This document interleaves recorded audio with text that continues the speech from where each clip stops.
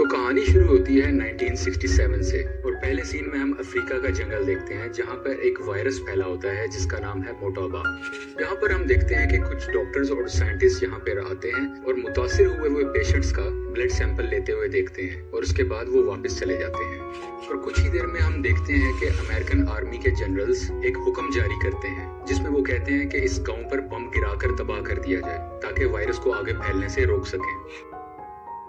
अब मूवी हमें 28 साल के बाद आगे ले जाती है और यहाँ पर हम अपने one of the main character Dustin Hoffman को देखते हैं जो इस मूवी में कर्नल सैम का किरदार अदा कर रहे हैं। सैम अपनी वाइफ के साथ रहता है जिसका नाम डॉक्टर रॉबी है। कुछ ही देर में सैम को जनरल की तरफ से एक कॉल आती है जिसमें वो लेवल 4 की डिटेल्स बताते हैं। अब बेसिकली लेवल 4 है क्या? लेवल 4 बेसिकली एक ऐसी डिजीज है जिसमें लाइफ के लिए हाई रिस्क होता है। अब इसकी मजीद डिटेल जानने के लिए सैम कर्नल से मिलने के लिए जाते हैं। यहाँ पे कर्नल सैम की मुलाकात डिफरेंट ऑफिसर से होती है जिसमें जनरल बिली भी शामिल होते हैं। मेजर सॉल्ट का ये फर्स्ट मिशन है कर्नल सैम के साथ और जब ये दोनों अफ्रीका के जंगलों में पहुंचते हैं जहाँ पे वायरस ब्रेक आउट हुआ होता है तो वहाँ देख के बहुत परेशान होते हैं क्योंकि सिचुएशन बहुत खराब हो चुकी है। यहाँ पर बहुत से लोग मर रहे होते हैं, खून की उल्टियाँ कर रहे होते हैं। ये देख के मेजर सॉल्ट बहुत परेशान हो जाता है और अपना हेलमेट उतार देता है और रोने लगता है।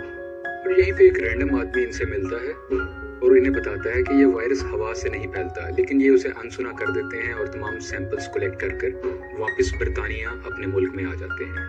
जब कर्नल सैम इस वायरस का टेस्ट कर रहे होते हैं अपनी एक हाईटेक लेबोरेटरी में तो इन्हें और इनकी टीम को पता चलता है कि ये मोटोबा वायरस है।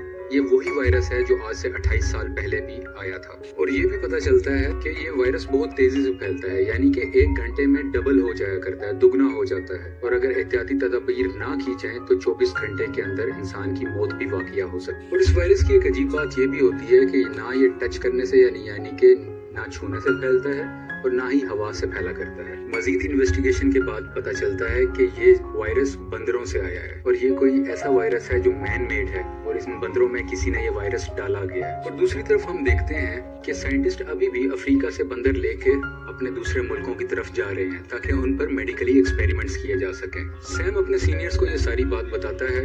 अगले सीन में हम देखते हैं कि सैम अपने सीनियर्स को कहता है कि ये बीमारी बंदरों से आई है और जानवरों की तमाम इंपोर्ट एक्सपोर्ट अफ्रीका से फौरी तौर पर बंद की जाए क्योंकि ये हाई रिस्क का मामला है। लेकिन सैम के सीनियर्स उसकी बात को इग्नोर कर देते हैं और बहुत ज्यादा सीरियस नहीं लेते। अब हम देखते हैं कि एक शख्स अफ्रीका के जंगलों से स्मगलिंग करके एक बंदर को कैलिफोर्निया लेके आता है और रास्ते में जब बंदर पानी पी रहा होता है तो वो पानी पीते हुए उस शख्स पर पानी की कुली कर देता है, यानी कि वो अपने मुंह से पानी उस शख्स पर फेंक देता है। ये जो बंदा इस बंदर की स्मगलिंग कर रहा होता है इसका नाम होता है जेम्स स्कॉट।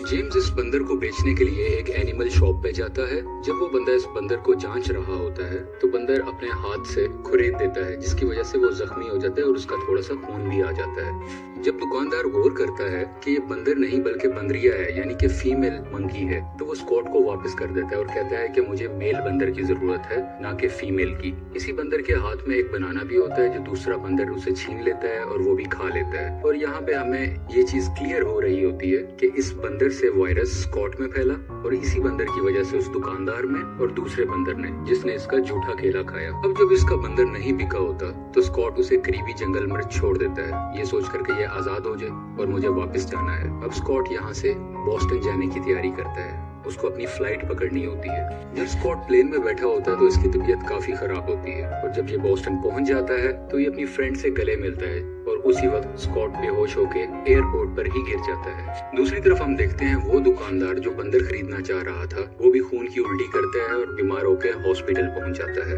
यहाँ पर एक लैब असिस्टेंट उस दुकानदार के खून का टेस्ट कर रहा होता है और इसी टेस्ट के दरमियान गलती से वो खून उसके चेहरे पर गिर जाता है और वो खुद को हॉस्पिटलाइज करवा लेता है क्योंकि वो सेंस रखता है और वो इस उम्मीद में रखता है कि वो जल्दी ठीक हो जाएगा। अगले सीन में हम रॉबी को देखते हैं जो कि कर्नल सैम की वाइफ है। ये पेशे से डॉक्टर होती है। जब रॉबी को स्कॉट के बारे में पता चलता है तो वो फौरन उससे मिलने के लिए जाती हैं, लेकिन जब तक वो पहुंचती हैं तो स्कॉट की डेथ हो चुकी होती है। तो रॉबी जब स्कॉट का पोस्टमार्टम करती है तो उसके जिस्म के तमाम अंदरूनी हिस्से ऑलमोस्ट पानी से भर जाते हैं। उसने ऐसा केस पहले कभी नहीं देखा होता और वो ये बात अपने हस्बैंड सैम से भी शेयर करती है।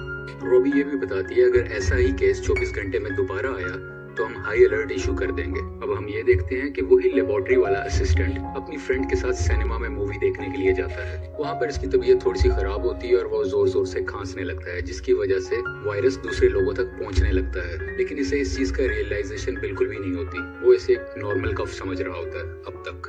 और वो जब पानी पीने के लिए बाहर जाता है तो वहीं पे गिर जाता है और ये भी हॉस्पिटल में चला जाता है। कॉड और लेबोरेटरी वाला इंसान सिर्फ बीमार नहीं होते, बल्कि बहुत से लोग और भी बीमार होना शुरू हो जाते हैं। आहिस्ता आहिस्ता ये बीमारी फैल रही होती है। और जिस हॉस्पिटल में सबसे ज्यादा ऐसे केसेस मौजूद होते हैं, वहाँ पर डॉक्टर रॉबी अपनी टीम को लेके जाती है। दूसरी तरफ कर्नल सैम भी कैलिफोर्निया पहुंच जाते हैं, क्योंकि कैलिफोर्निया में सबसे ज्यादा बीमारी फैल रही होती है। अब हम ये भी देखते हैं कि ब्रिगेडियर जनरल बिली फोर्ड अपने एसोसिएट से बात कर रहे होते हैं। उनके एसोसिएट उन्हें कहता है कि कैलिफोर्निया को तबाह करना ही सोल्यूशन है, ताकि ये वायरस दूसरे शहरों में ना फैले। लेकिन बिली फोर्ड कहता है कि नहीं, हम सबको बचाएंगे। और इसी कॉल के बाद कैलिफोर्निया को यूएस आर्मी चारों तरफ से घेर लेती है, ताकि कोई शख्स ना बाहर जा सके, ना बाहर से कैलिफोर्निया में दाखिल हो सके। जब सैम और रॉबी मिलते हैं तो इन्हें पता चलता है कि वायरस हवा से भी फैला करता है, क्योंकि ये वायरस उस शख्स को भी हुआ था जो वायरस वाले लोगों के करीब बिल्कुल भी नहीं था। पूरी टीम आपस में मिलती है और ये बात को फाइनलाइज करती है डिफरेंट एक्सपेरिमेंट्स के थ्रू कि ये वायरस हवा से भी फैल सकता है और उसके अलावा ये एनिमल की वजह से आया है। शहर के हालात बहुत खराब होते हैं, बहुत अफरा तफरी की कंडीशन होती है। कुछ लोग भागने की भी कोशिश करते हैं, लेकिन आर्मी इंटरफेयर करती है और किसी को बाहर नहीं निकलने देती और सबको एक कैंप लगाकर क्वारंटाइन कर देती है। और हम सब क्वारंटाइन का मतलब जानते ही हैं कि इन्फेक्टेड पेशेंट्स या जिन पर कुछ शक हो उनको बाकी लोगों से कुछ अलग रख, जिसकी वजह से वायरस और ना फैले और दूसरे शहर भी महफूज रहें। अब हम देखते हैं कि रॉबी इन्फेक्टेड स्टोर में जाती है। ये इन्फेक्टेड स्टोर वही है जहाँ पर कुछ इन्फेक्टेड एनिमल्स पाए जाते हैं। वो वहाँ से उस इन्फेक्टेड बंदर को लेके आती है और उसका चेकअप करती है। चेकअप के बाद ये सामने आता है कि उस बंदर के जिस्म के अंदर एंटीबॉडीज नहीं है जो वायरस को एक्सेप्ट कर सके। इस वबा से बचने के लिए जनरल बिली फोर्ड E1101 सीरम का इंतखाब करते हैं, क्योंकि ये वही सीरम होता है जो आज से 28 साल पहले भी दिया गया था, क्योंकि ये बीमारी एक दफा पहले भी आ चुकी है। लेकिन पेशेंट पे कोई फर्क नहीं पड़ रहा होता, शायद ये वायरस पहले से मजबूत होके आया है। ये सीरम बिल्कुल भी काम नहीं कर रहा होता और पेशेंट्स की मौत होने लग जाती है। अब सैम वो सीरम लेके अपनी लेबोरेटरी में आता है ताकि उस पर कुछ एक्सपेरिमेंट कर सके। वो अपने को-वर्कर मेजर सॉल्ट को वो सीरम देता है और कहता है कि इसकी डिटेल्स चेक करो और उस बंदर को भी दो। मेजर सॉल्ट वो सीरम उस इन्फेक्टेड बंदर को भी देता है। दूसरी तरफ हम देखते हैं कि यूएस आर्मी अपने लोगों को कहती है कि अगर आपको फ्लू, खांसी, जुकाम, नज़ला ऐसा कुछ भी है और अगर आपको शक है कि आप बीमार हो सकते हैं तो अपने घर के दरवाजे के बाहर एक सफेद कपड़ा लगाएं। इस सफेद कपड़े की वजह से यूएस आर्मी आती है और इन्फेक्टेड लोगों को अपने साथ ले जाती है ताकि उनका इलाज कर सके। मीडिया भी मुकम्मल तरीके से इन सब वाकयात की रिपोर्टिंग कर रहा होता है। दूसरी तरफ कर्नल सैम का साथी केसी लैब में एक्सपेरिमेंट कर रहा होता है और एक्सपेरिमेंट के दौरान गलती से उसका सूट फट जाता है।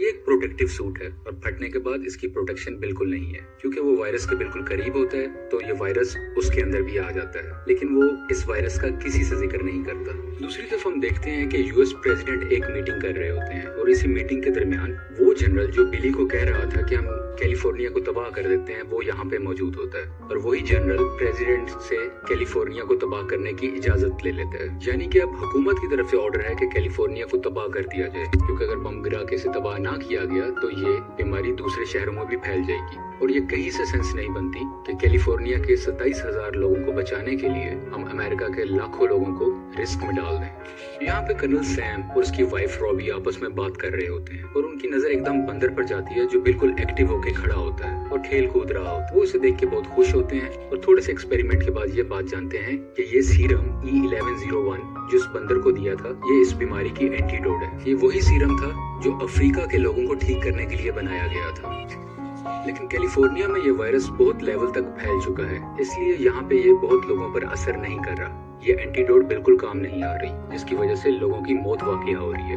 और यही लैब में कैसी, जिसका सूट फटा होता है, उसको दिल का दौरा पड़ता है। कैसी के तमाम साथी इसको लेकर नियरेस्ट हॉस्पिटल में चले जाते हैं और उसको वहाँ पे एडमिट कर देते हैं। यहाँ पर रॉबी जब कैसी को इंजेक्शन लगाने लगती है तो ये वायरस रॉबी में भी ट्रांसमिट हो जाता है, क्योंकि कैसी ने किसी को नहीं बताया होता कि वो भी इस वायरस से एक्सपोज्ड है। अब कैसी और रॉबी दोनों को वायरस हो चुका है।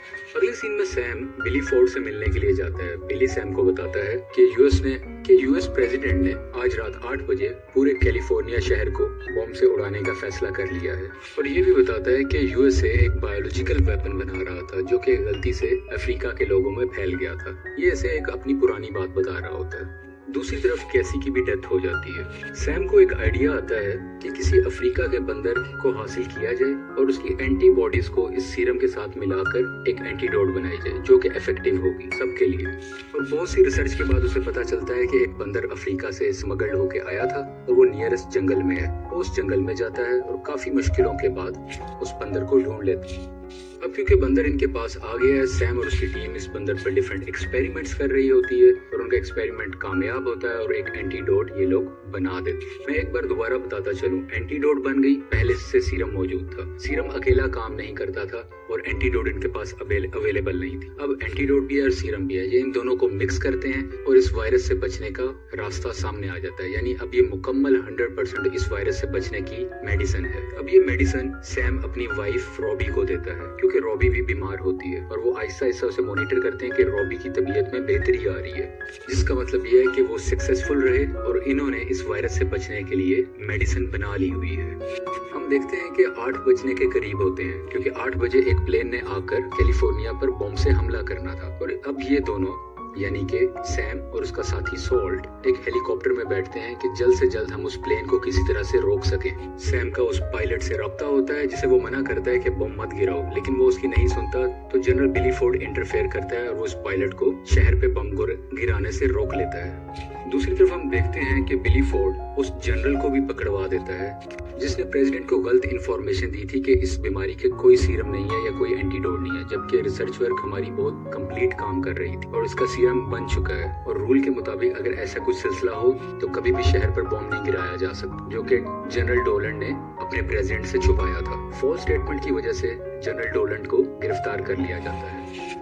इस वायरस से बचने की मेडिसिन को कमर्शियली बनाया जाता है और लोगों में डिस्ट्रीब्यूट किया जाता है और जितने भी इन्फेक्टेड लोग हैं वो सब आहिस्ता आहिस्ता ठीक होने लग जाते हैं और सब लोगों में जिंदगी की उम्मीद दोबारा से आ जाती है। और यहीं पे ये मूवी खत्म हो जाती है। आपको ये मूवी कैसी लगी प्लीज लाइक, शेयर और सब्सक्राइब करें और आप हमारी मज़ीद वीडियोस भी देख सकते हैं।